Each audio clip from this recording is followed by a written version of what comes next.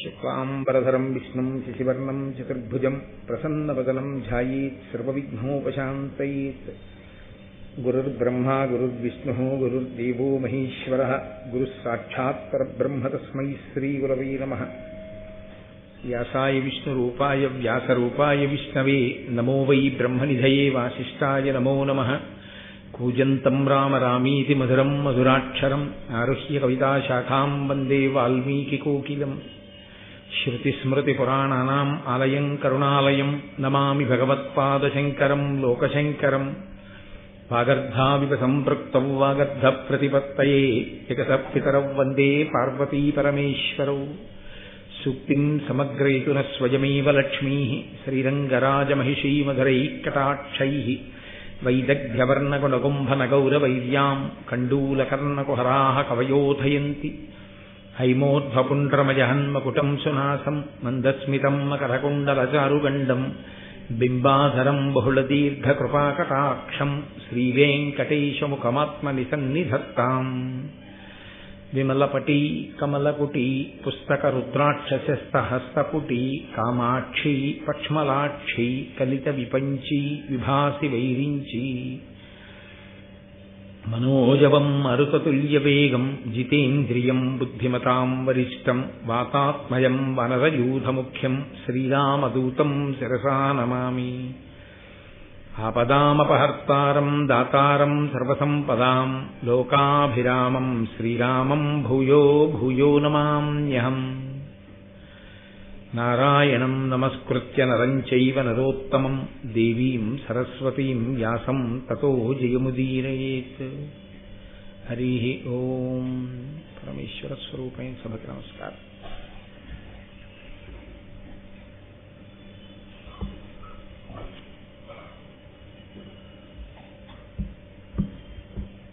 సాక్షాత్ నారాయణాంశ సంభవుడైనటువంటి వేదవ్యాసుడు భూత భవిష్యత్ వర్తమాన కాలములను ఎరుగున్నవాడైన కారణం చేత ఆయన ఆ సత్యవతీదేవి వద్దకు వెళ్ళి ఇక రాబోయేటటువంటి కాలంలో ఈ ధృతరాష్ట్రుని యొక్క కుమారులు సమస్త దుర్గుణములకు ఆలవాలమై విశేషమైనటువంటి అసూయతో ప్రవర్తిస్తారు. కాబట్టి ఇక ముందు వినబోయేటటువంటి విషయం అంతా కొంచెం కష్టంగానే ఉంటుంది నీకు. అంటే సత్యవతీదేవిని అంబికని అంబాలికని దృష్టిలో పెట్టుకుని చెప్పినప్పుడు అయ్యో వంశం పెరగాలని నువ్వు కోరుకున్నావు, కానీ ఇప్పుడు జన్మించినటువంటి బిడ్డల యందున్నటువంటి దుర్గుణముల రీత్యా ప్రవర్ధిల్లేటటువంటి ఆ కుటుంబ కలహములను విని ఓర్చుకోవడం నీకు బాధగా ఉంటుంది ఆ పెద్దరికం నిలబడిన చోట.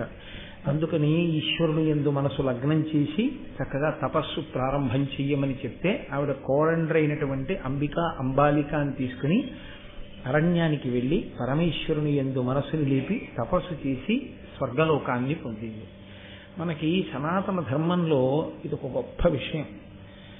లోకంలో ప్రతిదానికి కూడా మనం ఏం చేస్తామంటే చేరిపోతున్న దాన్ని లెక్క కట్టేసుకుంటాం. ప్రతి విషయంలోనూ కూడా భోజనం చేస్తున్నాం అనుకోండి కడుపు నిండిపోతోందన్న విషయం తెలుసుకుంటాం. మంచినీళ్ళు తాగుతున్నాం అనుకోండి, మీరు ఎంత దాహంగా ఉండి మంచినీళ్ళు తాగుతున్నా నా కడుపు నిండిపోతోంది ఇంక ఈ నీరు అక్కర్లేదు అని నిర్ణయం చేసేసుకుంటాం. ఒక ప్రయాణం ప్రారంభం చేసినప్పుడు ఆ చేరవలసినటువంటి ధ్యేయాన్ని గమ్యాన్ని చేరిపోయాం కాబట్టి ఇక మనం ప్రయత్నం చెయ్యక్కర్లేదు తెలుసుకుంటాం. జీవిత కాలం గడిచి వెళ్ళిపోతున్నప్పుడు తను రుణం తీర్చుకోవడానికి ఎంతవరకు చెయ్యాలో అంతవరకు చేసేసి మనవల్ని చూడాలి చూసేశాడు అయిపోయింది. ఇంకా తరువాత సాధ్యమైనంత వరకు నేను 100% యథాశాస్త్రంగా అన్న మాట అనకుండా ఉండడం తప్పు, కానీ కనీసంలో భగవంతుని పట్ల దృష్టిని ఎక్కువ పెట్టేయవలసినటువంటి అవసరం ఉంటుంది. ఎందుచేత అంటే జీవితానికి కూడా ఒక పరిమితి ఉంది కదండి. అది నిరంతర కొనసాగింపుగా కొన్ని వేల సంవత్సరములో ఏదో బ్రతికే అవకాశం ఉండదు. మనం సనాతన ధర్మంలో చాలా గొప్ప విషయం ఏంటంటే మనం పునర్జన్మ సిద్ధాంతాన్ని అంగీకరిస్తాం. జీవుడు ఈ శరీరాన్ని విడిచిపెడితే ఏమీ ఎక్కడికి వెళ్ళిపోడు, మళ్ళీ ఇంకో శరీరాన్ని పుచ్చుకుని వస్తాడు. మళ్ళీ ఇంకో శరీరాన్ని పుచ్చుకుని అన్న మాట అనగానే దానికి కష్ట సుఖాలంటూ ఉంటాయి కదా. ఈ మనసే ఉంటుంది అప్పుడు కూడా. ఉన్నప్పుడు వెంటనే ఏమడుగుతాం మనం? బాబు ఏ శరీరం అయినానండి సుఖంగా ఉండాలంటాం. అది కుక్కో పిల్లో పేనో నక్కో ఏదైనా కానివ్వండి సుఖంగా ఉండాలండి అంటాం. సుఖంగా ఉండాలండి అన్నప్పుడు సుఖంగా ఉండడానికి ఆలంబనం, సుఖంగా ఉండడానికి హేతు ఒక్కటే, ఈశ్వరారాధన, పుణ్యము. ఈ రెండు మరి చేయకపోతే వచ్చే జన్మకి పెట్టుబడి ఏది? చేసుకున్న పుణ్యం వ్యయమైపోయింది, ఈ జన్మలో చాలా అనుభవించేసావు, బోల్డన్ని దండలు చేయించేసుకున్నావు, బోల్డన్ని సన్మానాలు చేయించేసుకున్నావు, చక్కగా సంతోషంగా కాలం గడిపేశావు, ఇదంతా పుణ్యం వ్యయమైపోయింది. మరి వచ్చే జన్మకి మోక్షం పొందేసేయడం అనేటటువంటి దాన్ని నేను తిరస్కరించాను. మంచిదే ఆ ఆలోచన, అది అసాధ్యము, దుర్లభము, అసలు అసంభవము. ఇలా అంటే అసలు ఇంకా ఋషులు చెప్పింది ఎందుకు? అది అసంభవం అన్న మాట నేను అనను, కానీ అంతకన్నా ఉత్తర జన్మ ఉండే అవకాశం ఉంటుందేమో అన్న కోణంలో కూడా ఆలోచించడం చాలా అవసరం. కాబట్టి అప్పుడు భగవంతుని యందు పూనికతో జీవించగలిగినటువంటి ధృతి ఏర్పడాలి అంటే దానికి అధ్యవసాయము అని ఒకటి కావాలి. మీరు చూడండి, దీపాన్ని చాలాసేపు చూసి కళ్ళు మూసుకుంటే మీకు దీపమే కనపడుతుంది. సాధన దేని గురించి చేస్తామో ఆ చేసినటువంటి సాధన యందు లోపల నిలబడిన వస్తువు ఏదో అదే ప్రాణోత్క్రమణమునందు కనపడుతుంది. అందుకని చివరి దశకి వెళ్ళేటప్పటికీ ప్రయత్నపూర్వకంగా ఈశ్వరుడి వైపుకి తిప్పాలి.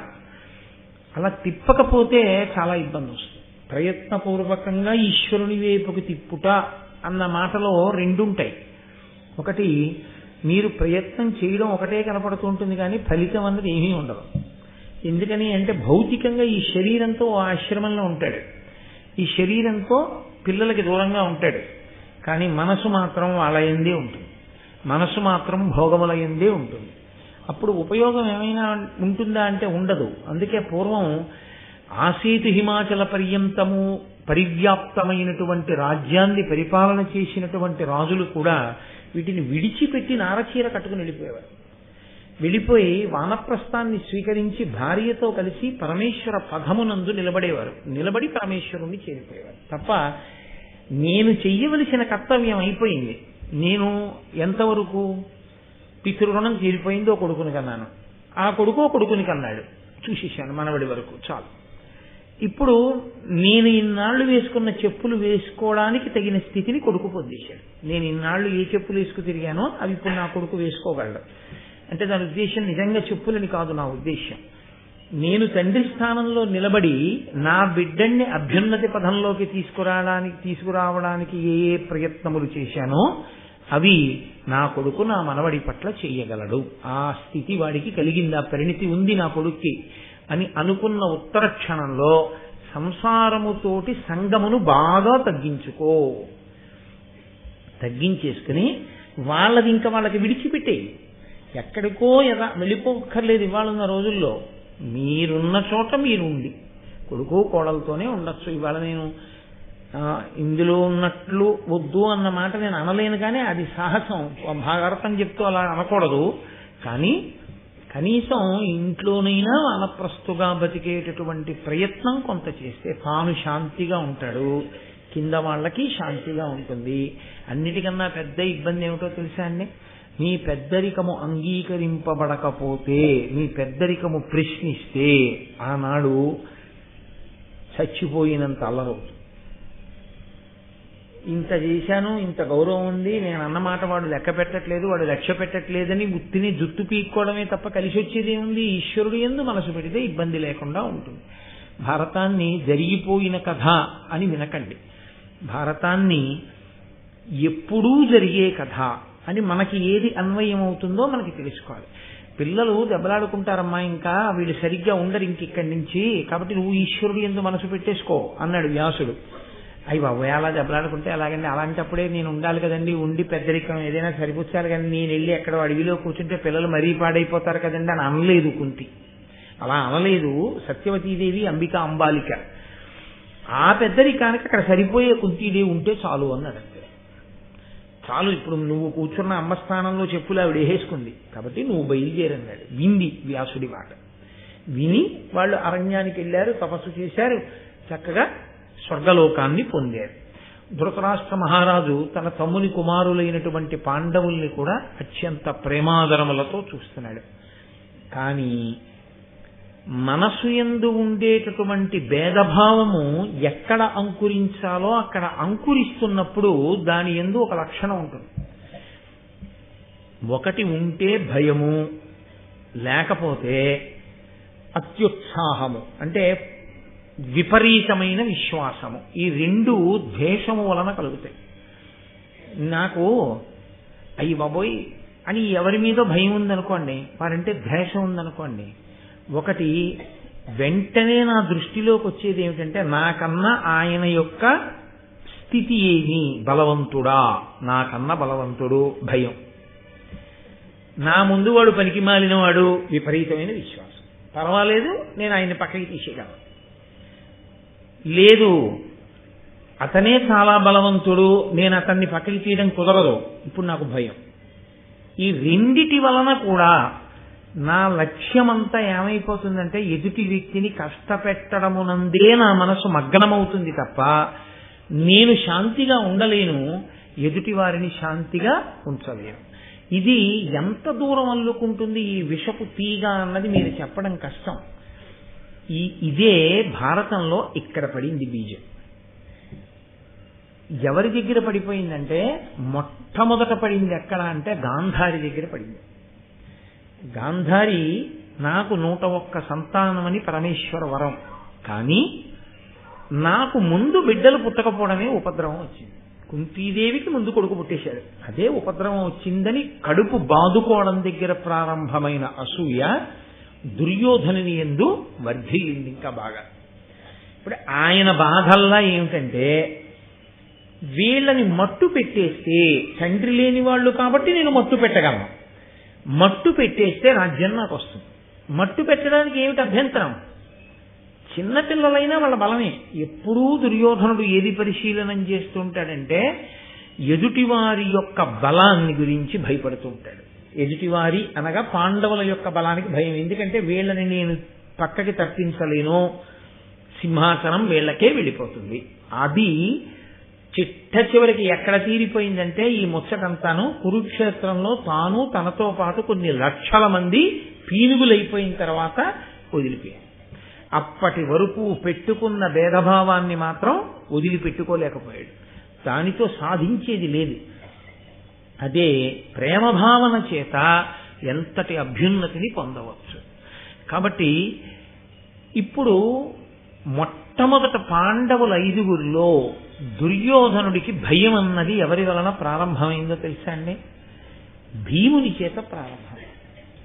ఎందుచేత అంటారేమో, గురువుగారి కటాక్షంతో ప్రకాశించేటటువంటి బలం ఒకటి, తనంత తాను ప్రకాశించే బలం ఒకటి. ధనుర్విద్య ఉందనుకోండి, ధనుర్విద్య ధనుర్వేదం కాబట్టి గురుముఖత నేర్చుకోవాలి. గురుముఖత నేర్చుకుని అస్త్రములను ఉపదేశం పొందితే బ్రహ్మాస్త్రం, ఏదో రౌద్రాస్త్రం, ఐంద్రాస్త్రం, ఇవన్నీ ఉపదేశం పొందాడనుకోండి, ఆయన బక్కగా ఉంటాడా బలంగా ఉంటాడా మీకు అనవసరం. ఆయన చేతిలోకి అస్త్ర సంపద వెళ్ళిపోయిందా, ఇప్పుడు ఆయన తన చేతిలో ఉన్నటువంటి అస్త్ర సంపద చేత మట్టు పెట్టగలడు ఎవరినైనా. అప్పుడు ఆయనంటే భయం. అందుకని ఇప్పుడు అర్జునుడు అంటే భయం లేదు. అంత గొప్పవాడైనా దుర్యోధనుడికి అర్జునుడి గురించి బెంగలేదు. ఎందుకంటే అర్జునుడి గురించిన బెంగ పెరగవలసిన రోజు ఎప్పుడో తెలుసా అండి? మహాత్ముడైనటువంటి ద్రోణుడు పుడితేనే. ద్రోణుడు వస్తేనే అర్జునుడి యొక్క వైభవం. ద్రోణుడు వచ్చే వరకు అర్జున వైభవం ప్రకాశించదు. ఇది లోపల ఎంత శక్తి అయినా ఉండొచ్చు, వెలిగించే గురువు గారు రావాలి, ద్రోణాచార్యుల వారు రావాలి. అందుకే మహాభారతంలో ద్రోణాచార్యుల వారు కృపాచార్యుల వారు రావడంతో మలుపు తిరిగిపోతుంది భారతం. గురుస్వరూపాలు గురుస్వరూపాలే, ఆచార్య స్వరూపాలు ఆచార్య స్వరూపాలే. కాబట్టి ఇప్పుడు ప్రస్తుతానికి దుర్యోధనుడి దృష్టి అంతా ఎవరి మీదంటే భీమసేనుడి మీదే. ఎందుకని? నన్నయ్య గారు చెప్పకుండా చెప్పారు. ఆయన శరీర బలం ఎటువంటిది అంటే తల్లి ఒళ్ళోంచి దారి కింద పడిపోతే ఆ కింద ఉన్నటువంటి శిల ముక్కలై పిండైపోయింది. అంతటి బలమైన బలం. అది దాస్తే దాగేది కాదు బలం అన్నది, అసలు దాగదు. శైశవ క్రీడల యందు పిల్లలు ఆడుకునేటప్పుడు ఆ బలం తెలిసిపోతుంది. అయ్యి బాబాయ్ వీడు కబడ్డీ ఆడేటప్పుడు వీడి పక్కన ఒక్కడుంటే మా పక్కన 50 మంది ఉండాలంటారు. ఎందుకని అంటే తెలిసిపోతుంది శరీర బలం. ఆ శరీర బలానికి భయపడ్డం మొదలుపెట్టాడు దుర్యోధనుడు. కానీ ఈ బలము పింపొందేది దేని వలన అంటే ఈశ్వరానుగ్రహము వలన. ఈశ్వరానుగ్రహము దేని వలన? సద్బుద్ధి వలన. ఎక్కడ దుర్బుద్ధి ఉందో అక్కడ అది నశించడానికి పరమేశ్వరుడు ఏం చేస్తుంటాడంటే సద్బుద్ధిని పెంచుతుంటాడు. దుర్యోధనుడు ఎంత ఆగడం చేయిస్తున్నాడో పాండవుల యొక్క బలం అంత పెరుగుతుంది. కాబట్టి ఇప్పుడు భీముని గురించి చెప్తూ నన్నయ్య గారు అంటారు, వదలక పెనగి పదుండ్రం 17 ఒక్క పెట్ట పట్టి ధరిత్రించెదర పడవైచి పవనుజుడు అదయుండయి వీపులులియ అందర నీడ్సున్. ఆ పిల్లలు ఆట ఆడుకునేటప్పుడు భీముడు ఒక 10 మందినో 15 మందినో నేల మీద పారేసి దొరికితే 10 మందిని లేకపోతే 15 మందిని ఎంత వేగంగా నేల మీద ఈడ్చేసేవాడంటే ఆ ఈడ్చినటువంటి ఈడ్పుకి వీళ్ళ పైన వేసుకున్నటువంటి అంగీలు ఎగిరిపోయి ఆ వీపులకున్నటువంటి చర్మం అంతా నేలకి రాపాడిపోయేది. అంత వేగంగా ఈడ్చేసేవాడు. ఇది చూస్తున్న కొద్దీ దుర్యోధనుడికి భయం. ఇంతటి బలశాలి భీముడు. కాబట్టి ఆయన ముందు దృష్టి ఎక్కడికి వెళ్ళింది? భీముణ్ణి చంపేయాలి. ఎందుకని ఇంకా అర్జునుడికి ద్రోణాచార్యుల వారు రాలేదుగా. ద్రోణాచార్యుల వారు కూడా వచ్చేసారనుకోండి, అక్కడి నుంచి ప్రారంభం. అయితే ఒకటి మీరు జ్ఞాపకం పెట్టుకోవాలి, ఎప్పుడూ అందరి యందు ఒకటి దృష్టే ఉండడం కన్నా ఒక్కొక్కడి మీద ఒక్కొక్కడు. ఇలా పెరిగిన వాళ్ళందరూ ఏమవుతారో తెలుసా అండి? తమకి తెలియకుండానే 2 భాగాల కింద విడిపోతారు. నాకెవరి మీద కోపం ఉందో అంటే నేను ఉదాహరణకి చెప్తున్నాను అంతే, అది మంచి పద్ధతి కాదు అసలు. నాకొకరి మీద కోపం ఉంది, ఆయన మీద కోపం ఉన్నవాడు కూడా నా పక్కన చేరుతాడు. ఆయన అంటే ఇష్టపడేవాడు అటు చేరుతాడు. ఎందుకది అంటే విభాగం అయిపోవడానికి అది ప్రారంభ దశ. కాబట్టి ఇప్పుడు భీముడి మీద ఆయన యొక్క దృష్టి అంతా నిలబడింది. ఆ భీముడు కూడి జలక్రీడలాడుచో కడగి ఆ ధృతరాష్ట్ర తనయుల అతుల శక్తి లెక్కించియు పదుండ్రనొక్క భుజమున ఎక్కించుకొని వారి యుక్కడంగా క్రంసర నీరిలో ముంచుచు నెత్తుచు గారించి తీరంబు చెరబెట్టు కోరి ఫలార్థులై వారల ఎక్కిన మ్రాకుల మొదలల వీకబట్టి వడి కదల్చు పండ్లు తడబడువారలతోన ధరణి మీద దొరుగుచుండ ఇట్టి పాట గాట్పు పట్టిచే దుశ్శాసనాదులెల్ల బాధితాత్ములైరి. భీమసేనుడు 2 లెక్క పెట్టుకుని ఈ భుజం మీద 10 మంది కూర్చోండనేవాడు, ఈ భుజం మీద 10 మందిని, ఈ భుజం మీద ఒక 10 మందిని. ఆయన బలం అటువంటిది. కాబట్టి ఇప్పుడు ఈ 10 మందిని ఎక్కించుకున్నప్పుడు పిల్లలకుండే లక్షణం ఏమిటో తెలుసా అండి? వాడు వీడితో స్నేహంగా ఉంటే చాలు, వాడు వీడితో స్నేహంగా ఉంటాడు. వాడు వీడి పట్ల అమర్యాదగా ఉన్నాడు, స్నేహభావంలో లేడంటే పిల్లలకి వెంటనే బయటపడిపోతారు వాళ్ళు. కాబట్టి ఈ 10 మందిని పట్టుకెళ్ళి అక్కడ ఉండేటటువంటి నదీ జలాలలో వీళ్ళ అందరి మెడలు పట్టి నీట ముంచేసేవాడు. వీళ్ళు ఊపిరి ఆడ కొట్టుకుంటుంటే అప్పుడు పైకి ఎక్కుతూ ఉండేవాడు. వీళ్ళందరూ పళ్ళు కాయలు కోసుకుందామని 100 చెట్టు ఎక్కిన తర్వాత ఆ చెట్టు మొదలు పట్టుకుని ఊపేవాడు. ఊపితే కాయలు పళ్ళు 100 కింద పడిపోయేవాడు. ఇది చాలా కంటకప్రాయంగా ఉండేది దుర్యోధనుడికి. ఇంత బలమా? ఈయన ఎంత ఏడుస్తున్నాడో ఆయన బలమంతా పెరుగుతుంది. ఎందుచేత? ఆయనది దైవీ శక్తి. అది వచ్చిందే లోకంలోకి వీళ్ళని మట్టు పెట్టడానికి, భూభారమైన వాళ్ళని మట్టు పెట్టడానికి. దాని యందు పగ సహజంగా ఉంటుంది, అది వివర్ధమానం అవుతోంది. దానికి ఉన్నటువంటి శక్తి అటువంటిది, పైగా దానికి ఉండే ఈశ్వరానుగ్రహం అటువంటిది, వాళ్ళ సద్బుద్ధి అటువంటిది, వాళ్ళ మనసు అటువంటిది. కాబట్టి పాండవుల యొక్క బలం పెరుగుతోంది. దుర్యోధనుడు అనుకున్నాడు, ఉపాంశువధ చేసి మధ్యము మదోద్ధతం చంపి నిస్సపత్నముగా ధర్మనందనున శక్తు బంధించి ఏ నపాండవముగా సముద్ర వలయాఖిల క్షోణిమ కృపాణు పటు శక్తి అత్యధిక కీర్తినై ఎలెదన్. ఆయన అనుకున్నాడు ఉపాంశువధ చేసి. ఇక్కడ అసూయ క్రూరత్వాన్ని పొందేది. ఈ భీముడితో ఎదురొడ్డి పోరాడి యుద్ధం చేసి చంపలేం. ధర్మరాజుకి బలం లేకుండా చెయ్యాలి. ధర్మరాజు జోలికి వెడితే భీముడు ఒప్పుకోడు. అంటే మీకు ఏమర్థం అవుతున్నట్లు లెక్క? తిన్నగా భీముణ్ణి చంపేయక్కర్లేదు. భీముడు దుర్యోధనుడు ఓ రోజే పుట్టారు. అడ్డెవరు? ధర్మరాజు, తనకన్నా ముందు పుట్టాడు. కాబట్టి ఇప్పుడు ధర్మరాజుని తీసేస్తే చాలు, రాజ్యం తనకు వస్తుంది. కాబట్టి ఇప్పుడు ధర్మరాజు చనిపోవాలంటే భీముణ్ణి చంపేయాలి. ఎందుకని అంటే ఒక విషయం స్పష్టంగా చెప్పకుండానే అర్థమైపోతోంది. ధర్మరాజుకి భీముడికి కానీ, ధర్మరాజుకి మిగిలిన 4 పాండవులకు కానీ వైరం పెట్టడం సాధ్యం కాలేదు. ఇందులో ధర్మరాజుకి భీమార్జునులకి వైరం పెట్టడం కుదరకపోవచ్చు. కానీ ధర్మరాజుకి భీముడికి అర్జునుడికి నకులుడికి సహదేవుడికి వైరం పెట్టలేకపోతే అది కుంతీదేవి గొప్ప. మీరు ఆలోచించండి జాగ్రత్తగా, నేను అన్న మాటని. వాళ్ళు సవతి పిల్లలు, ఒక తల్లి పిల్లలు కాదు.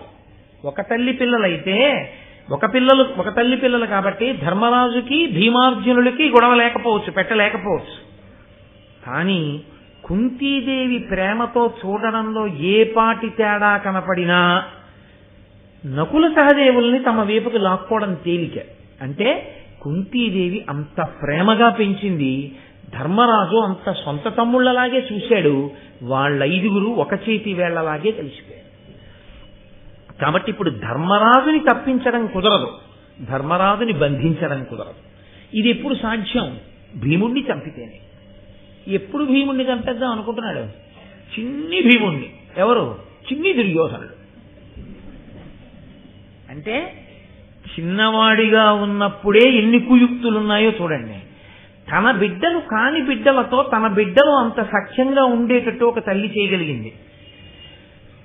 తన 9 కొడుకులు తన తోడికోడలు బిడ్డలతో అరమరిక లేకుండా ఉండగలిగేటట్టు ఇంకొక తల్లి చెయ్యలేకపోయింది. కాబట్టి ఇప్పుడు దుర్యోధనుడి పగ భీముడి మీదకి తిరిగింది. ఈ భీముణ్ణి ఉపాంశువధ చేసి నేను తిన్నగా ఎదురు వెళ్ళి చంపలేను, కాబట్టి రహస్యంగా చంపేయాలి. రహస్యంగా అతను ఏమరుపాటుతో ఉన్నప్పుడు చంపేస్తే ఇంకా ధర్మరాజుకి రక్షకులు లేరు. అసలు నిజంగా భారతంలో ధర్మరాజు గారికి రక్షకుడు ఎవరో తెలుసా అండి? అర్జునుడు. అర్జునుడు ధర్మరాజు గారికి ఏదైనా జరిగితే ఆయన ఒప్పుకోడు, గాంధీవేమో వదిలేస్తాడు. అలాంటి అర్జునుడు ఎందుకు రాలేదు ఇంకా లెక్కలోకి అంటే ద్రోణాచార్యులు వారు రాలేదు కాబట్టి. అంటే గురువు గారు వస్తే తప్ప ప్రకాశించినవి కొన్ని ఉంటాయి, గురువు గారి వచ్చిన తర్వాత ప్రకాశించిన ఉంటాయే, దాని ముందు మిగిలినవన్నీ వెలవెలబోవలసిందే. అందుకే అర్జునుడు వచ్చిన తర్వాత ద్రోణుడు వచ్చాక అర్జునుడి ప్రకాశం ముందు భీముడు కూడా తగ్గుతాడు. అంటే బాగా తగ్గుతాడని కాదు, కానీ అర్జునుడి గురించే ఎక్కువగా ప్రకాశం ఉంటుంది. అసలు కురుక్షేత్రం అర్జునుడిని నమ్ముకునే వెళ్ళాడు ధర్మరాజు గారు. కాబట్టి అటువంటి ఆలోచన చేసినటువంటి క్రూరమైన బుద్ధి కలిగినటువంటి దుర్యోధనుడు మనసులు ఇలా మారతాయని ఎవరు తెలుసుకోగలిగారండి? త్రికాలవేది అయినటువంటి వేదవ్యాసుడు. ఒకరోజు వేడుకనొక్కరుండు శతవీర కుమారులతోడ జల్లుబోరాడి జయించి అందర అనంత పరిశ్రమ పారవస్యముంగూడి ప్రమాణకోటి అనగుండు సమీరణ నందనుండు మీ యాడక నిద్రపోయి శిశిరానిలముల్ పైవీచుచుండగన్. ఆయన భీమసేనుడు ఒకానొక రోజున ఈ ధృతరాష్ట్రుని యొక్క కుమారులైనటువంటి 9 కలిసి చాలాసేపు ఆటలాడాడు. ఆడి అందులోనే అంతర్భాగం యుద్ధం కూడాను ఎప్పుడు. కాబట్టి వాళ్ళను ఓడించాడు. ఓడించి ఆ అనంత పరిశ్రమ, ఒక్కడే ఇంతమందితో పెనుగులాడడం కదండి, అందుకని బాగా బడలిపోయాడు. బడలిపోయి పారవస్యముంగూడి ఆ బడలికి ఏం చేసిందంటే నిద్ర తెచ్చింది, ఒళ్ళు తెలియనితనాన్ని తెచ్చింది. ప్రమాణకోటి అనగుండు, ప్రమాణకోటి అనబడేటటువంటి ఒక తీర్థమునందు నది ఒడ్డున ఆయన చల్లటి గాలి వేస్తోంది, అసలే అలిసిపోయాడు. దానికి తోడు నది ఒడ్డున చల్లటి గాలి వేస్తోంది. నిద్రకు ఓ లక్షణం ఉంటుంది, ఆకలికి ఓ లక్షణం ఉంటుంది. ఆకలికి రుచి తెలియదు, నిద్రకి సుఖం తెలియదు. బాగా ఆకలి వేసింది అనుకోండి, ఆయనకి రుచితో సంబంధమే ఉండదు, తినేస్తాడు. బాగా నిద్ర వచ్చిందనుకోండి, సుఖంతో సంబంధమే ఉండదు, పరుపు తలకడ అక్కర్లేదు, ఎక్కడైనా పడుకుని నిద్రపోతాడు. అందుకే కష్టజీవులు చూడండి, హాయిగా తలకుదురు తల కింద పెట్టుకుంటే వాళ్ళు బండరాతి మీదైనా నిద్రపోతారు. సరే రెండో కోణం నేను చెప్పక్కర్లేదు. కాబట్టి ఆయన బాగా బడలిపోయాడు కాబట్టి చక్కగా చల్లటి గాలి వేస్తోంది, నది మించి నిద్రపోయాడు. ఇప్పుడు చూశాడు దుర్యోధనుడు, ఇదే మనకు అవకాశం, నీటిలో తోస్తే పైకి వచ్చేస్తాడు. కాబట్టి నీటిలో తోసేయకూడదు. ఈ పిల్లవాడిని జాగ్రత్తగా, ఎంత గాఢ నిద్రలో ఉన్నాడంటే ఏం చేస్తున్నాడో తెలియదు, అంత నిద్రపోతున్నాడు. నీటిలో పడేస్తే బయట పడాలి అంటే ఒక్కటే ఆధారం, కాళ్ళు చేతులు పనిచేయాలి. కాళ్ళు చేతులు పనిచేస్తే ఈత కొడతాడు, కొంతసేపు ఈత కొట్టి ఒడ్డుకొస్తాడు. కాళ్ళు చేతులు కట్టేస్తే పైకి రాడు. తాళ్ళు పెట్టి కట్టేశారనుకోండి, ఇప్పుడు ఇంకా చిన్నతనం కదండి, ఇంకా అంత బాగా అలవాట్లేదు ఇలాంటి విషయాలు. కానీ దుర్యోధనుడు ఆలోచన ఎంత దూరం ఉందో చూడండి. అప్పుడే పడేయడం అంటే పడేస్తారు, పడేసిన తర్వాత రెండు కోణాలు ఉంటాయి. ఏ కారణం చేతనైనా బయటికి వస్తే వీళ్ళు ఉంటారా ఇహ? అందుకని పడేసి పారిపోవాలి. పడేసి పారిపోయిన తర్వాత బయటికి వచ్చాడో సరే వీళ్ళ సంగతి చూద్దాంలే ఊరుకుంటాడు, ఆ తర్వాత సంగతి అప్పుడు ఆలోచిద్దాం. ఒకవేళ వీళ్ళు అనుకున్నట్టు చనిపోయాడు అనుకోండి, తాళ్ళలో ఏవో కట్టారనుకోండి, భీష్ముడు ఊరుకుంటాడా? ఎవడు తాళ్లు కట్టి నీళ్లలో తోశాడని అడుగుతాడు. అప్పుడు వీళ్ళు తట్టుకోగలరా భీష్మాచార్యుల వారి ముందు? అందుకని ఆయనే చనిపోయినట్టు ఉండాలి. ఆయనే చనిపోయినట్టు ఉండాలంటే ఏం చేయాలంటే, తెలియక ఈత కొట్టుకుంటూ ఏడుక్కో వెళ్ళిపోతే పెద్ద పెద్ద లతలు తీగలు చుట్టేసుకున్నట్టుగా ఉండాలంటే చాలా గట్టిగా ఉండేటటువంటి తీగలతో కాళ్ళు చేతులు కట్టేయాలి, కట్టి తోసేయాలి. అప్పుడు శవం దొరికిన తీగలు కదా చుట్టుకుని ఉన్నాయి, ఎక్కడికో ఈతకెళ్ళాడు, కాళ్ళకి తీగలు చేతులకి తీగలు చుట్టుకుపోయాయి, ఈదలేకపోయాడు, అక్కడే చచ్చిపోయాడు. కాబట్టి అలా అనుకుంటారు, ఆ తీగలు చూసి తనను అడగరు. కాబట్టి సాక్ష్యం లేని హత్య చేయడంలో పునాదులు వేసుకున్నవాడు చిన్నతనంలో దుర్యోధనుడు. ఎంత క్రూరమైన ఆలోచనలు ఎంత దూరం వరకు వెళ్ళాయో చూడండి. అని ఆ పవనుడు అతి ఘన లతికా పాశావళుల అంట గట్టించి మహాకోపమున గంగమడువును త్రోపించే సుయోధనుండు దురితకరుండై, తప్పుడు పనులు చేసేటటువంటి వాడై ఘనలతికాపాశావళుల అంటగట్టించి, ఆవళుల అంటే వరుసలు, దీప ఆవళి అని కదా అంటాం. బోలెడన్ని తీగలు తెప్పించి, ఏదో ఒకటో రెండో తీగలు కాదు, శుభ్రంగా రెండు చేతులు రెండు కాళ్ళు ఆ తీగల యొక్క వరుసల చేత గట్టిగా కట్టేశాడు. కట్టేసి ఆ పిల్లవాడిని ఎత్తి తీసుకెళ్లి ఆ నదిలో పారేసి అమ్మయ్యా ఇక కాళ్ళు చేతులు కట్టేసాం, ఇంకేం వస్తాడు బయటికి? చచ్చి ఊరుకుంటాడు, లోపలికి వెళ్ళిపోతాడు. అసలు చేతులు కాళ్ళు ఉంటే కదండి కొట్టుకోవడానికి లేవు, ఇంకా పైకి వచ్చేది ఏముంది? మూట వెళ్ళిపోయినట్టు వెళ్ళిపోతాడు అని ధైర్యంగా ఇంటికి వెళ్ళిపోయాడు. వెళ్ళిపోతే ఇక్కడ నన్నయ్య గారు ఒక ఆశ్చర్యకరమైనటువంటి ప్రయోగం చేశారు, అద్భుత ప్రయోగం. ఆయన అన్నారు, కర్మబంధనముల గ్రక్కున బాయుడు పుణ్యగతికి నగయు పురుషునట్లు బంధనములెల్ల బాయుడు భీముండు నీరిలోన నుండి నగయుదించే. పుణ్యాత్ముడైనటువంటి వాడు ప్రాణోత్క్రమణం అయ్యేటప్పుడు కర్మబంధాలన్నీ తెంచుకుని ఊర్ధ్వలోకాలకు ఎగిరిపోయినట్టు, నీటిలో పడగానే తెలివచ్చిన భీముడు ఒక్కసారి ఇలా అనేటప్పటికీ ఇన్ని తీగలు తెగిపోయి అమాంతం ఒక్కసారి ఈత కొట్టుకుని ఆయన బయటకు వచ్చాడు. ఇంత ఆలోచన చేసిన వాడు భీమబలం ముందు నిలబడలేకపోయాడు. అంటే ఏమండి ఇంకొక రకంగా ఆపద రాకూడదా? రాదు. గభాలన పడగానే కంగారు పడిపోయి అదేంటి కాళ్ళు చేతులు ఆడటం లేదని తనకి తీగలు కట్టున్నాయని తెలుసుకునే లోపల గభాలను ఇంకో మొసలొచ్చి పట్టుకోకూడదా? పట్టుకుంటుంది ఎప్పుడు. ఆయన మనసు కూడా పాపభూయిష్టం అయి ఉంటే ఆపదలు వస్తాయి. వచ్చిన ఆపద కూడా ఎందుకు తొలుగుతుంది? పరమేశ్వరుని యొక్క అనుగ్రహం ఉంటే. పురుషకారమునకు ఈశ్వరానుగ్రహము తోడుస్తే ఎటువంటి ప్రమాదము పక్కకి తప్పుకుంటుంది. పురుషకారమునకు ఈశ్వరానుగ్రహము తోడు కాలేదు. మీరు ప్రయత్నం ఒకటే చేయగలరు, మీరు అనుకున్న ఫలితాన్ని మాత్రం పొందలేరు. కాబట్టి ఆయనకి బుద్ధి అంత బాగా పనిచేసింది అంటే ఆయన యందు ఈశ్వరునికి ఉన్న కృప అటువంటిది. ఆయనకి ఈశ్వరుని యందు కృపకి కారణం ఆయన పక్షపాతం అని మీరు అనుకోకూడదు. ఇటువంటి దుర్బుద్ధి భీముడు మనస్సులో లేకపోవడం, ఆయన సద్బుద్ధి కలిగిన వాడు, అందుకే అంత నిర్భయంగా పడుతున్నాడు. కాబట్టి అలా పైకొచ్చాడు. అసూయకున్న లక్షణం ఏమిటో తెలుసా అండి? అవతలవాడు ఎంతగా తన ప్రణాళిక నుండి తప్పించుకుని వృద్ధిలోకి వస్తుంటే అంతగా అసూయ బుసలు కొట్టి పైకి లేస్తుంది. కాబట్టి ఇప్పుడు మరింత కోపం వచ్చి నీటిలోకి తోస్తే కదా పైకొచ్చాడు. ఈ మాట నిద్రపోయినప్పుడు అసలు ఇక నిద్రలోనే ఉండిపోవాలి, పైకి లేవకూడదు, అలాంటి పని చెయ్యాలి. కాబట్టి పెద్ద పెద్ద బ్రహ్మాండమైన నల్లత్రాసు పాముల్ని బుట్టల్లో పెట్టించి సిద్ధం చేశాడు. దానికి ఒక రథసారథిని సిద్ధం చేశాడు. ఈ పిల్లవాడు పడుకున్నప్పుడు మర్మస్థానముల మీద కనిపించమన్నాడు. మర్మస్థానముల ఎందు అంటే ఏవి ఆ విషం ఇలా తగలగానే మృత్యువు వైపుకు వెళ్ళిపోతాడో, లేకపోతే అసలు ఆ అవయవమే దెబ్బతినేస్తుందో. ఏ కంటి దగ్గరికో వెళ్ళిపోయింది అనుకోండి, ఆ కన్ను ఎగిరిపోయినట్టు. మెదడు దగ్గరికి వెళ్ళిపోయింది అనుకోండి, ఇంకేంటి, గుండెల మీద కరిచింది అనుకోండి, ఏ వేలు మీదో కరిస్తే ఆ వేలు కోసి విషం పిండచ్చు.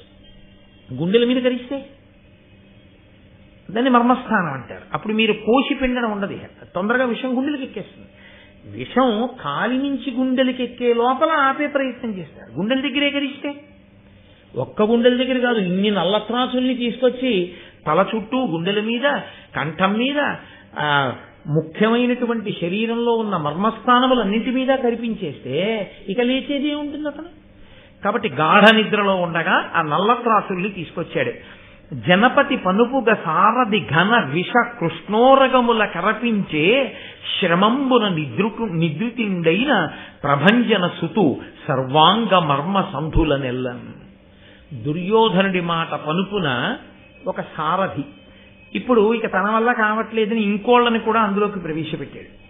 ఇప్పుడు ఆ సారథి పని ఏమిటంటే, ఇందులో మళ్ళీ విచిత్రం ఏమిటో తెలుసా అండి, తను కనిపించకూడదా, ఏమో నీళ్లలోంచి లేచినట్టు లేస్తే పోతే సారథి పోతాడు. ఇది ఇంకొక మెట్టు ముందుకెళ్ళాడు. అంటే ఇంకా క్రౌర్యానికి అర్థం లేదు. ఇదే భావి కాలంలో కలిపురుషుని యొక్క లక్షణం అండి. ఈ కలిపురుష లక్షణమే ఈ దుర్యోధనుడే, ఈ రావణుడే సమాజంలో ఇప్పటికీ బ్రతికుంటాడు. బ్రతికున్న కారణం చేతనే అంతంత దూరం అర్థం పర్థం లేని కుట్రలు, కుతంత్రాలు, ఆవేశకావేశాలు, అనర్థాలు, ఇన్నిటికీ కారణం అదే అవుతూ ఉంటుంది. కలిపురుషుని యొక్క ఆవేశం. ఎక్కడ ఈశ్వర స్పర్శ ఉందో అక్కడ కలిపురుషుని యొక్క ఆవేశం ఉండే అవకాశం ఉండదు. అందుకే ఎప్పుడు ఈశ్వరుడి పాదములు పట్టుకుని ఉండండి అంటుంటారు. కాబట్టి ఇప్పుడు ఆ సారథి వచ్చి గాఢ నిద్రలో ఉన్నటువంటి ఆ పిల్లవాని యొక్క శరీర మర్మస్థానములన్నింటి యందు కనిపించాడు. అవిరళ విషపణిదంస్త్రలు పవనుకు వజ్రమయ తనువు పై తోలును ఓపవ వేధింపగా పాప వ్యవసాయ పనులు పాప వ్యవసాయుల చెయ్యు అర్థవంతములగునే. ఆ నల్లత్రాసుల్ని తీసుకొచ్చి ఒళ్ళంతా కరిపిస్తున్నాను, చచ్చిపోతాడని సారథి అనుకున్నాడు. ఎప్పుడు చచ్చిపోతాడు అవతలవాడు పాము కరిస్తే? దాని యొక్క కోర, ఆ ఘాటు మనిషి శరీరంలో ఉండేటటువంటి రక్తంతో స్పర్శ పొందేటట్టుగా కరవగలిగితే దాని విషపు తిత్తుల్లో ఉన్నటువంటి విషం వెంటనే రక్తంలో కలుస్తుంది, అది ఉంచినప్పుడు. కానీ ముందు దాని దంస్ట్ర తగిలినప్పుడు తెగాలి, తెగి అది రక్తానికి తగలాలి. తగిలితే ఆ రక్తంలోకి విషం ఎక్కుతుంది. అప్పుడు తిత్తిలో ఉన్న విషయాన్ని వదిలిపెడుతుంది ముందు కరిచి. ఇన్ని నల్లత్రాసులు కరిచే కానీ ఆయన శరీరం ఎటువంటిది? వజ్రం ఎలా ఉంటుందో అలా ఉంటుంది ఆయన శరీరం. అందుకని ఇన్ని నల్లత్రాసులు కరిచినా ఆయన శరీరం మీద కించిత్ కూడా, ఇంత కూడా చర్మం ఇలా పై పొప్పర కూడా లేవలేదు. లేవకపోతే ఇంకా ఇవి గరిచిన విషమంతా ఏమైనట్టు? ఆ పైనే ఉంటుంది. ఇలా అంటే పోతుంది. ఇక రక్తంతో కలవడానికి ఆయనకు మృత్యు ఎక్కడ వస్తుంది? ఆయన శరీరమును ఈశ్వరుడు అలా నిర్మించి రక్షించాడు. కాబట్టి ఇప్పుడు ఆ పాములన్నీ వీడు కనిపిస్తున్నాడు, చచ్చిపోతాడు అనుకోండి, అవన్నీ కరుస్తున్నాయి, ఆయనకి ఎక్కిన విషయం లేదు. కానీ ఇవి బుస్సు బుస్సుమంటూ ఓహో మీదపడి కరుస్తున్నాయి. ఆయనకి ఏమీ ఎక్కడ తెగిన ఘాటు కూడా లేదు, కానీ ఆయనకి తెలివి వచ్చింది. ఆ తెలివి రావడం కూడా ఈశ్వర అనుగ్రహం. కాబట్టి ఆయనకి తెలివి వచ్చింది. ఆయనకి తెలివి వచ్చి చూశాడు. వెంటనే నన్నయ్య గారు ఎప్పుడూ కూడా మనుష్య జీవితానికి పనికొచ్చేటటువంటి మాట, అద్భుతమైన మాట ఒకటి చెప్తుంటాడు. ఆయన వెంటనే అన్నారు, పాప వ్యవసాయుల చెయ్యులు అర్థవంతములగునే. పాపభూయిష్టమైనటువంటి జీవనము కలిగినటువంటి వారి సంకల్పం మీదున్నదో అది నెరవేరదు. శివ సంకల్పమస్తు అంటుంటాం మనం.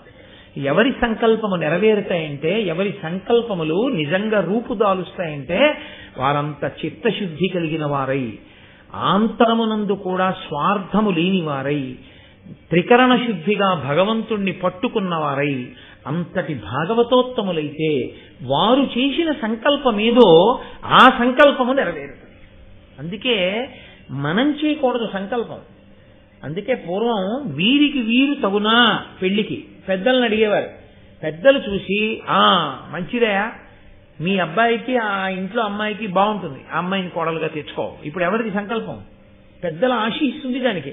పెద్దలు నిశ్చయించినారు గాన వారి సంకల్పం ఉంది కాబట్టి చేస్తున్నాం. వాళ్ళు పిల్లలు పుట్టవలేదని ఏడవలసిన రోజు ఉండదు, పిల్లలు పాడైపోయారని ఏడవలసిన రోజు ఉండదు. తామర తంపరగా వంశం పెరుగుతుంది, అటువంటి విద్వాంసులు జన్మిస్తారు. దానికి సంకల్పం ఒక మహితాత్ముడిది అయి ఉండాలి. పాపభూయిష్టమైనటువంటి జీవనం ఉన్నవాడి సంకల్పాలు ఎలా నెరవేరుతాయి? అవి నెరవేరవు. కాబట్టి పాపుల సంకల్పము ఎందుకు నెరవేరుతుంది? దుర్యోధనుడు పాములతో కరిపిద్దామనుకుంటే మాత్రం ఎందుకు చచ్చిపోతాడు దుర్యోధనుడు? ఇప్పుడు కాదు, ఎప్పటికీ జరగదు. ఇప్పుడు ఈ మాట అంటే దుర్యోధనుడు మంచివాడైపోవడం అంటూ జరిగితే భీముణ్ణి కానీ, అర్జునుడిని కానీ, ధర్మరాజుని కానీ, నకులసహదేవులకు కానీ ఇలా చంపే ప్రయత్నం ఉండదు. దుర్యోధనుడు మారనంత కాలం పాండవుల జోలికెళ్ళినా చంపలేడు. కాబట్టి కురుక్షేత్రం అయిపోయేటప్పటికి దుర్యోధనుడు ఉండడు, పాండవులు ఉంటారు. ఈ పద్యంలోనే తీర్పు చెప్పేశారు నాన్నయ్య గారు. కాబట్టి ఇప్పుడు ఆయన లేచాడు. లేచి ఏమిటో పావులన్నీ ఏమిటి, వీడేమిటి అని ఒకసారి చూశాడు. అవే సామాన్యమైన పావుల, పెద్ద పెద్ద నల్లత్రాసులు చుట్టూ పడున్నాయి. అలగుబలండు భీముడును అంతన మేల్కొని అవిశోరగంబుల చరణంబులంజమరి మొక్కువ వాతను నిత్తురొల్కగా తలరగ సారథించరిచే తానపహస్తమునన్ వసుంధరా తలమున క్రెళ్ళె సారథయు తక్షణ మాత్రన ముక్త జీవుడై. ఆయన నిద్రలేచి చూశాడు. చూసేటప్పటికి ఏదో అదే పనిగా కండచీమలు కరిచేస్తుంటే నిద్రలేచిన వాడికి నిద్రాభంగం అయితే కోపంగా ఉంటుంది. ఆ కోపం వచ్చిన వాడు ఏం చేస్తాడు? ఏంట్రా ఇవన్నీ ఇలా కరిచేస్తున్నాయని చెప్పి అరికాలతో ఇలా రాసేసినట్టు కండచీమల్ని ఆయన లేచి తన పాదంతో ఆ కింద ఉన్నటువంటి అన్నిటినీ కాలితో రాసేశాడు పాదంతో. అవన్నీ చచ్చిపోయాయి. చూశాడు సారథిని, వాడు హడిలిపోయి లేచి నిలబడ్డాడు. ఏట్రా ఈ పనులు, పడుకుంటే పావులతో కనిపించిన ఏట్రా? ఎడం చేత్తో అక్కడ కొట్టాడు. అంటే కుడి చేత్తో కొడితే ఏమైనా అయిపోతాడేమో. ఎంత నిగ్రహమో చూడండి. ఆయన ఇలా కొట్టేటప్పటిగా వాడు ముక్కంట, నోటంట, చెవుల వెంట నెత్తురు కానీ వెంటనే కింద పడి చచ్చిపోయాడు. భీముడు కోపాన్ని నిగ్రహించుకుని నిద్రలో లేచి ఎడం చేత్తో ఏం పనులు రావని ఒక్కసారి ఇలా తాతగారు మనవణ్ణి అన్నట్టంటే వాడు చచ్చిపోయాడు. అరికాలతో నల్లత్రాసులన్నింటినీ ఒకసారి ఇలా రుద్ది చంపవసరం బాధించాడు. ఇలాంటి వాడి జోలికి ఎడదామని దుర్యోధనుడు అనుకుంటాడు. ఇది చూసిన వాడు ఏమైపోవాలండి? ఇప్పటికి 2 సార్లు అయిపోయింది. ఊరుకున్నాడా? ఇంకా ఇంతకన్నా అదే ఆలోచనలో ఉంటాడు. అదే దౌర్భాగ్యం. వాడి దుర్మార్గం ఎంత ఉంటుందో ఈయనకంతా శ్రీరామరక్ష ఉంటుంది. కాబట్టి దీనివల్ల ఏమవుతుందో తెలుసా అండి? పాండవులకో ధైర్యం వస్తుంది, మన తమ్ముడిని పాములు ఏమీ చేయలేవు, మన తమ్ముడిని తీసుకెళ్లి నీళ్ళలో వరచినా ఏమీ అవడో. ఇవన్నీ వాళ్ళకి సంతోషకారకాలు, ఇవన్నీ నేడవడానికి కారకాలు. ఒక రోజున మరియును ఒకనాడెవ్వరు నెరుగక యుండంగా కౌరవేంద్రుండు ధర్మం బెరుగక విషమన్నముతో గురుకుని పెట్టించే గాట్పు కొడుకున కలుకన్. గాట్పు కొడుకు అంటే గాట్పు అంటే చూడండి గాలి వేస్తోంది అంటాం కదండి, అన్నయ్య గారి ప్రయోగం. గాట్పు కొడుకున కలకన్. అలకన్ అంటే కోపంతో. ఎల్లైనా పెట్టి చంపేయాలి, ఎలాగో అలా చంపేయాలి. విషం కదు ఎక్కట్లేదు లోపలికి. విషం ఎక్కేయాలంటే ఆయనకి అంత శరీరంలో ఉన్నవాడు కాబట్టి బాగా తింటాడు. కాబట్టి అన్నంలో విషం కలిపేయండి అన్నాడు. అన్నంలో బాగా విషం కలిపేశాడు, కలిపి అక్కడ పెట్టారు. పెడితే పాపం భీముడు వెళ్ళి కూర్చుని ఆచమనం చేసి తిందామని కూర్చున్నాడు.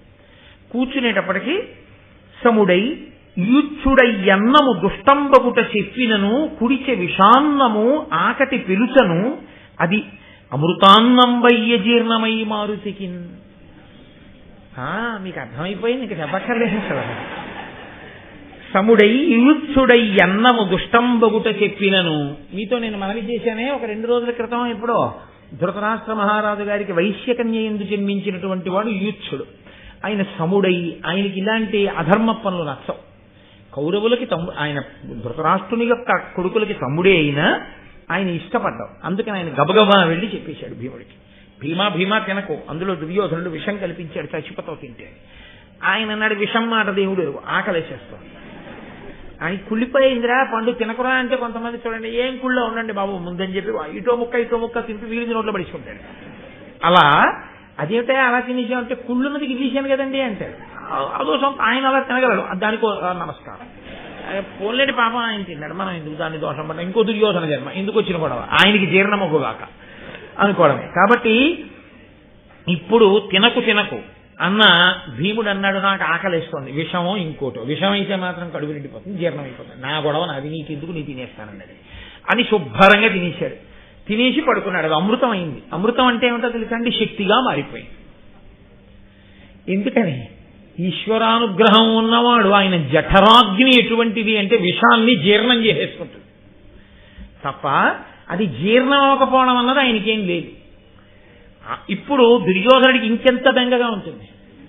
అమ్మ నాయనో ఈ నీళ్లలో తోశాను పైకి వచ్చేసాడు, పాములతో కనిపించాను చచ్చిపోలేదు, పైగా అరికాలతో రాసేశాడు, విషాన్నం పెట్టేశాను తెలిసి తినేశాడు శుభ్రంగా హాయిగా తిరుగుతున్నాడు, పైగా ఇంకా ఎక్కువ బలంగా ఉన్నాడు. విషానికి ఉన్న లక్షణం ఏమిటో తెలుసా అండి, మనంతట మనం భీముడు తిన్నాడని తింటే ఉపద్రవం వస్తుంది. వైద్యుడు శుద్ధి చేసి విషాన్ని ఇచ్చాడు అనుకోండి, వైద్యుడు కూడా ఒక్కొక్కసారి విషాన్ని ఇవ్వవలసి వస్తుంది, శుద్ధి చేసిస్తాడు, ఆయనకి తెలుసు ఎలా ఇవ్వాలో. అందుకే అది తినేశాడు అనుకోండి ఇబ్బంది వస్తుంది, లేదనుకోండి బాగుంటాడు. నా చిన్నతనంలో మా అమ్మగారు వాళ్ళు ఒక విచిత్రమైన విషయం చెప్పుకునేవారు. మాకు 2 ఏళ్ల అవతల ఒక ఆయన జబ్బు పడిపోయాడు. ఎందుకు జబ్బు పడిపోయాడు అన్నదానికి వాళ్ళు చెప్తుండేవారు, డాక్టర్ గారు 10 రోజుల్లో తగ్గిపోతుందని ఆయనకి ఏవో మందులు రాశారు. ఆయన అదృష్టం బాగుంది, 3 రోజులకి తగ్గిపోయింది. పూర్తిగా తగ్గిపోయిన తర్వాత అన్నారు, వద్దు తగ్గిపోయింది కదా ఇంకెందుకు అని డాక్టర్ గారు ఎదురుసందే. డాక్టర్ గారు కూడా ఎదురుసందు డాక్టర్ గారి దగ్గరికి వెళ్తే అన్నారు, తగ్గిపోయింది ఇంకా నువ్వు వాడక్కర్లేదన్నారు. ఆయన బోల్డ్ అంత డబ్బు వచ్చి కొన్నాను, ఇవన్నీ ఉత్తినే పోవడం ఎందుకని వేసేసుకున్నాడు, కొత్త జబ్బు వచ్చి. అదో విచిత్రంగా ఉంటుంది కొంతమంది సిద్ధాంతం. వైద్యుడు శుద్ధి చేసి ఇచ్చినటువంటి ఆ విషం మనకున్న రోగాన్ని పోగొడుతుంది. వైద్యుడు శుద్ధి చేయని విషం పుచ్చుకుంటే ఉపద్రవాన్ని తీసుకొస్తుంది. ఈశ్వరానుగ్రహం ఉన్నవాడికి విషం జీర్ణం అవుతుంది, ఈశ్వరానుగ్రహం లేని వాడికి విషం పెట్టినా ఎదురొచ్చి వీడి బాధకి కారణమై కూర్చుంటుంది. కాబట్టి ఇప్పుడు దుర్యోధనుడు మరింత బాధపడడం మొదలుపెట్టాడు. కాబట్టి భీముని యొక్క బలం దినదిన ప్రవర్ధమానం అవుతోంది. ఆయన రోజు రోజుకి బలవంతుడు అవుతున్నాడు. ఇన్ని జరుగుతున్నాయంటే మరి రోజు గడుస్తోంది కదండి, రోజు గడుస్తున్న కొద్దీ పెద్దవాడు అవుతున్నాడు, పెద్దవాడు అవుతున్న కొద్దీ బలవంతుడు అవుతున్నాడు. ధర్మరాజు గారిని కన్నెత్తి చూడ్డానికి కూడా కుదరట్లేదు. అసలు విచిత్రం ఏంటంటే అక్కడ ధర్మరాజు గారు ఉండబట్టి భీముడికి బలం. ఇది పాండురాజు గారి యొక్క దృష్టి. ముందు ధర్మం ఉంటే వెనక అన్నీ రక్షింపబడతాయి. అందుకని ముందు ధర్మాన్ని పెట్టాడు, ఆ ధర్మం మాట వింటాడు, అందుకే భీముడికి ఉపద్రవం రాదు. కొంతకాలం అయింది, అర్జునుణ్ణి దిద్దేవాడు కూడా కావాలి కదా, ఇప్పుడు ఆయన రావాలి. మహాభారతంలో సువర్ణాధ్యాయం. నాకైతే ఎంత సంతోషమో, ద్రోణాచార్యుల వారు పుడుతున్నటువంటి ఘట్టం అంటే నా మటుకు నాకు పరమ పవిత్రం. నేను ఎన్ని మార్లు భారతం చదివినా ద్రోణాచార్యుల వారు పుడుతున్నటువంటి ఘట్టాన్ని చదివిన ఉత్తర క్షణంలో పుస్తకం అక్కడ పెట్టి వెంటనే ఒక నమస్కారం చేస్తాను.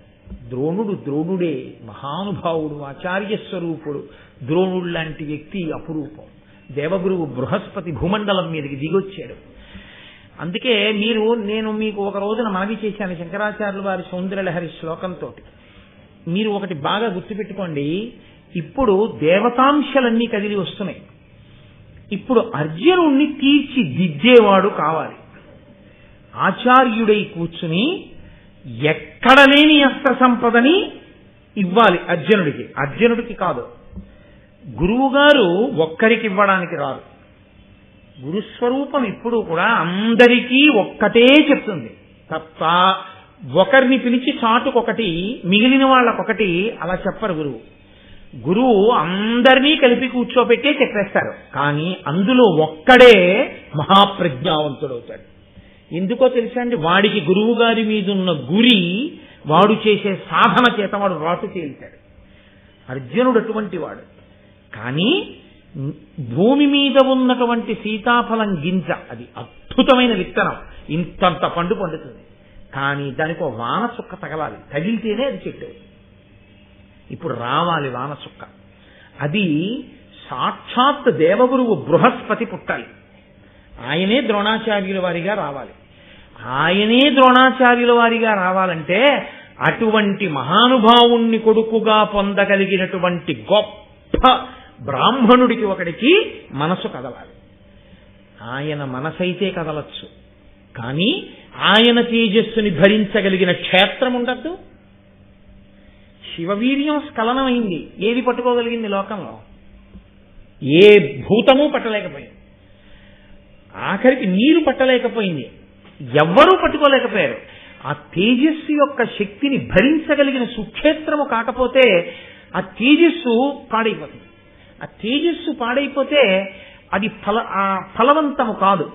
అటువంటి క్షేత్రము లేదనుకోండి ఆ సమయానికంటే అసలు బృహస్పతి యొక్క తేజస్సుని బిడ్డగా మార్చగలిగినటువంటి క్షేత్రమే లేదు. అటువంటి తేజస్సు, ఆ తేజస్సు అంటే బృహస్పతిని ద్రోణుడుగా కనడానికి వీలైనట్టుగా తేజస్సు కదిలితే పట్టగలిగినటువంటి క్షేత్రము లేనంత మహాపురుషుడు ఆయన అయ్యి ఉంటే, క్షేత్రమే లేకపోతే ఎలా ఇప్పుడు ఆ పిల్లాడు పుట్టడం? పరదేవతానుగ్రహం కలిగిందనుకోండి, ఎక్కడి నుంచైనా పుడతాడు, ఎలాగైనా పుడతాడు. అది అసాధారణమైన రీతిలో పుడతాడు. అసలు అమ్మ అని పిలవడానికి ఒక ఆడదాని స్పర్శ అవసరం లేకుండా పుడతాడు. ఇంతమందిని సృష్టించినటువంటి ఈశ్వరుడికి అలా ఒక ప్రాణిని సృష్టించడం అసంభవం అని మీరు అనుకోకూడదు.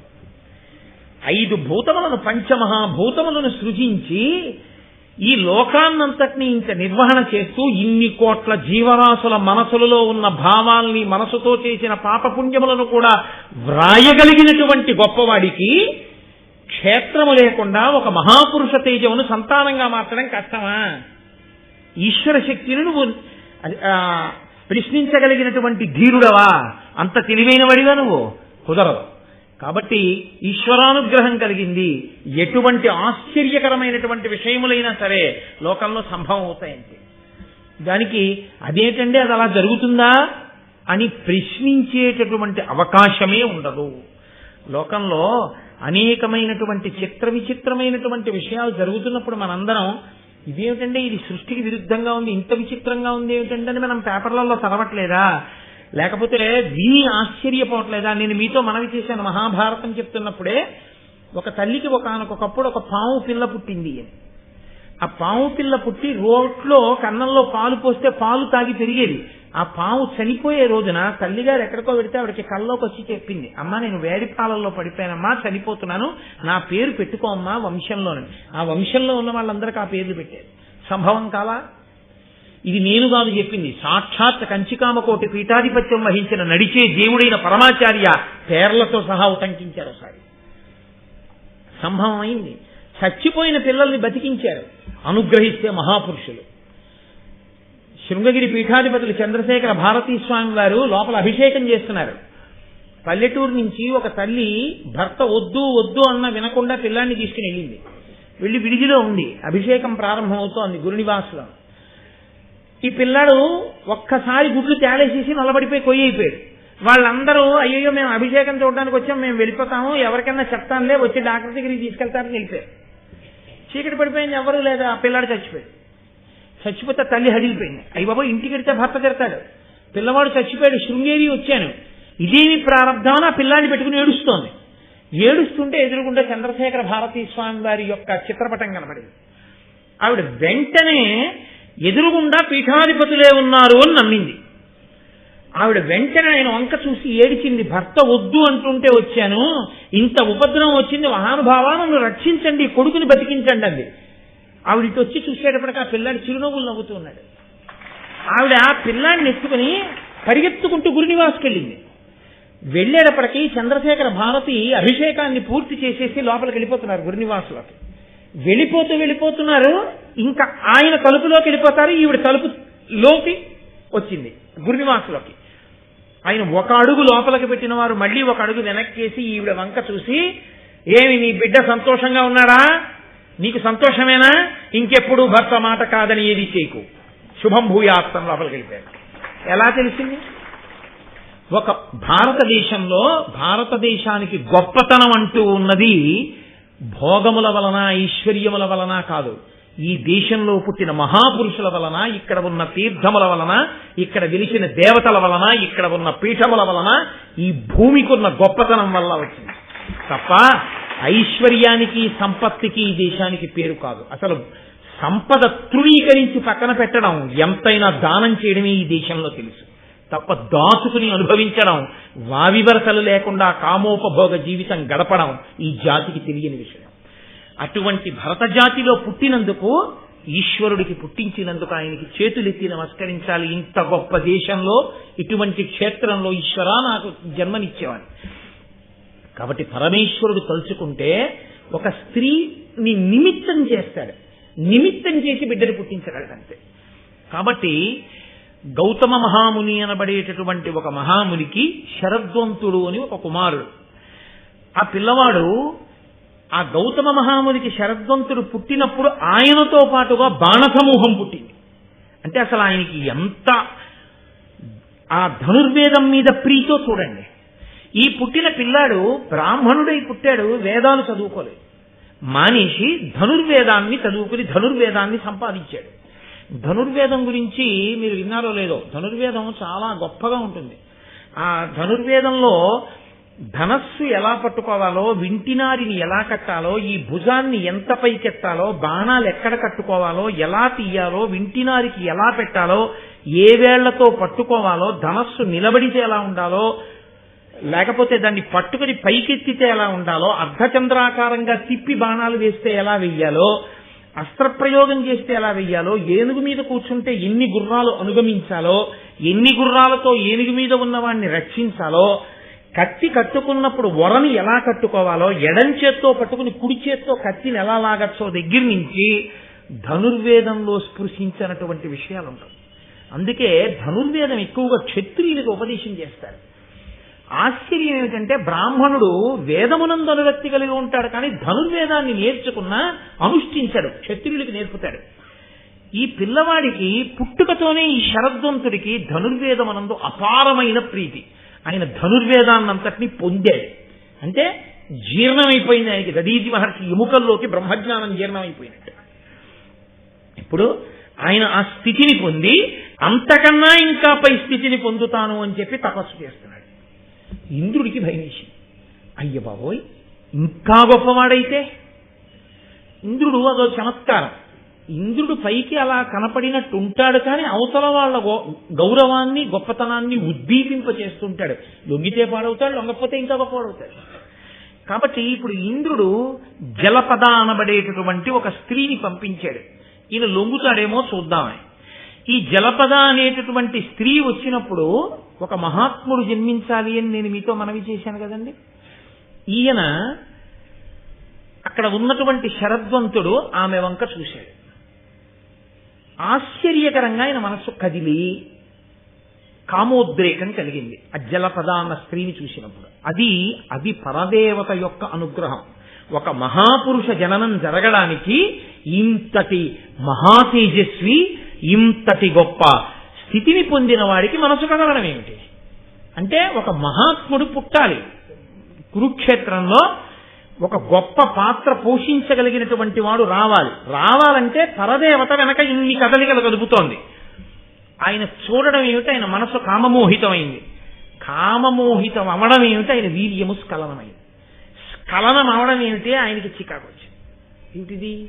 నాకు ఈ స్త్రీని చూడగానే మనసు వికలమైంది ఏమిటని ఆయన స్ఖలనమైన వీర్యము వెళ్ళి ఒక రెల్లుగడ్డు మీద పడింది. ఆయన తాను కట్టుకున్నటువంటి జింక చర్మాన్ని, చేత్తో పట్టుకున్న ధనుర్బాణాలని అక్కడ పారేసి వెళ్ళిపోయాడు. దూరంగా వెళ్ళిపోయాడు, స్నానం చేశాడు, వెళ్ళిపోయాడు. కొంతకాలం అయింది.